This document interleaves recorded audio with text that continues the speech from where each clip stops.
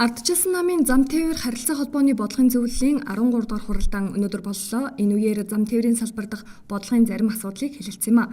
Сүүлийн 2 жилд тус салбарт төрийн бодлого алдагдсанаас үүсэж байгаа шатгууны үнийн өсөлт, мөн авто тээвэр, төмөр зам, агаарын тээврийн салбар дахь алдаатай бодлогыг зас залруулах шаардлагатай байгааг тус зөвлөлийн гишүүд хэлж өссөн юм а. 2012-оос 2016 онд ардчилсан нам засаг барьж явах үед эхлүүлсэн үн тогтворжуулах хөтөлбөр зэрэг сайн ажлуудыг үргэлжлүүлэх шаардлагатай байгааг хэлж байна.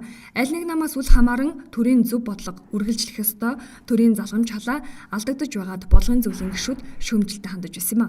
Төрийн зохицуул гэдэг юм бол одоо үнэхээр нэг номер шаарддаг чинь. Ардчилсан нам хийж исэн гэдэг ардчилсан намын сайн хэрэгтэй хөтөлбөрүүдийг устгай хайцтай нэг том гай бол энэ багхгүй.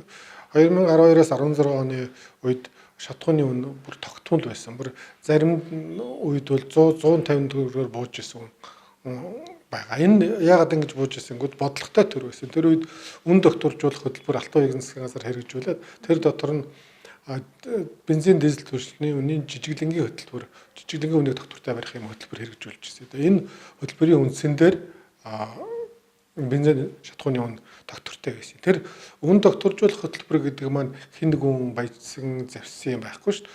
Нефт импортлдог компаниудад жилийн 4% хүүтэй зээл өгсөн 200 тэрбум байдаг болоод тэр зээл нь өнөөдөр бүгд эргээд төлөгдчихсөн. Тэндээс хинч тэм завшиж хохроо яасан юм байхгүй. Ард түмэн тэндээс бол завшаад болцсон байхгүй. Үн доктортой хэрэгжээ. Тэгэхээр өнөөдөр ардчилсан нам ардын намыг би бол энэ хөтөлбөрийг хэрэгжүүлээсэ гэж бодож байна. Сүүлийн үед ярьж байгаа нь ардын нам бол манай энэ хөтөлбөрийг хэрэгжүүлэх гэж байгаа шүү дээ, үн докторжуулах. Гэхдээ яах вэ? Нөгөө нэрийг өөрчлөөд хэрэгжүүлнэ гэж байна.